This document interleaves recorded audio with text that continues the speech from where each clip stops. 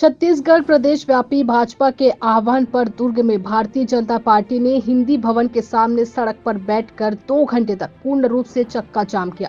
आपको बता दें कि नारायणपुर में हुए भाजपा नेताओं की हत्या अब उग्र आंदोलन का रूप लेते दिखाई दे रही है। भाजपा राष्ट्रीय महासचिव सरोज पांडे ने मीडिया से चर्चा करते हुए कांग्रेस पर आरोप लगाया कि नक्सली और कांग्रेस की मिलीभगत से भाजपा कार्यकर्ताओं की हत्या सुनियोजित तरीके से की गई है। दुर्ग से मनोज देवांगन की रिपोर्ट। सड़कों पर उतरे हैं कि हमारे कार्यकर्ताओं की शहादत व्यर्थ नहीं जाएगी। जब से कांग्रेस की सरकार बनी है, ये सरकार केवल हत्या, लूट, डकैती, अपराध लगातार इस चीजों को बढ़ावा देती रही है। कानून व्यवस्था की स्थिति कहीं पर दिखाई नहीं देती। और दुर्ग से गृह मंत्री है, ये गृह मंत्री के राज्य में जिस जिले में यहाँ पर घटनाओं को अंजाम दिया जाता है, तो हत्या के 2-2 महीने तक लोगों को पता नहीं चलता कि अपराधी कौन है।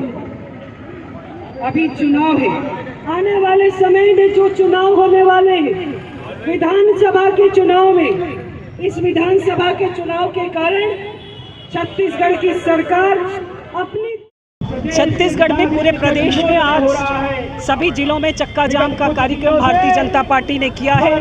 हमारे कार्यकर्ता जिनकी हत्या हुई है और नक्सलियों के द्वारा उनकी हत्या की जा रही है, इस छत्तीसगढ़ को भूपेश सरकार अपराधगढ़ बनाने के लिए प्रयासरत है। हमारा यह आरोप है कि हमारे कार्यकर्ताओं की हत्या सुनियोजित प्रयास के तहत किया गया है।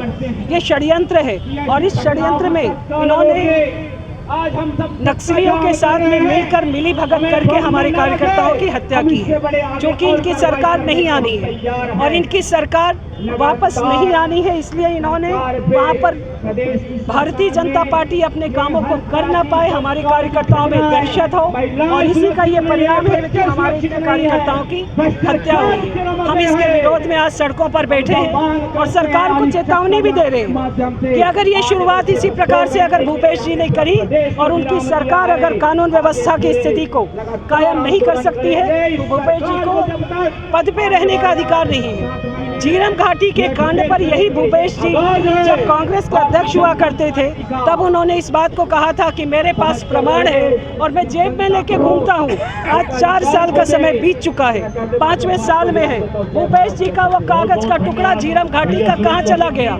हमारे ही कार्यकर्ताओं को इस प्रकार से अगर वो प्रताड़ित करेंगे तो हम चुप बैठने वाले नहीं हैं। अगर भूपेश सरकार अब इसी प्रकार से अगला कदम करेगी तो इससे उग्र आंदोलन के लिए हम बाध्य होंगे। डीजी ने एनआईए से जांच कराने की बात की।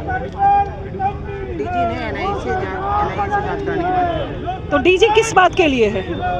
छत्तीसगढ़ की कानून व्यवस्था की स्थिति के लिए किस बात के हैं? उन्हें अपने पद से इस्तीफा देना चाहिए। और डीजी के विषय पर मैं नहीं बोलना चाहती, लेकिन मैं ये कहना चाहती हूँ कि गृह मंत्री और मुख्यमंत्री क्या करते हैं? सरकार उनकी है, कानून व्यवस्था उनकी है। छत्तीसगढ़ में जिस प्रकार से हत्याएं हो रही हैं, लूट हो रहा है, अपराध हो रहा है और इस अपराध को वो बढ़ावा देते हैं, तो आखिर कारण कहाँ पर है? महादेव ऐप का इतना विषय होता है, दुर्ग के अंदर में होता है, उस पर कहीं कोई कार्रवाई नहीं हो पाती है क्योंकि उसमें कांग्रेस के नेता लिप्त हैं, साफ साफ उनका नाम आता है। इस पर जवाब देना चाहिए। सरकार यूं ही नहीं भाग सकती।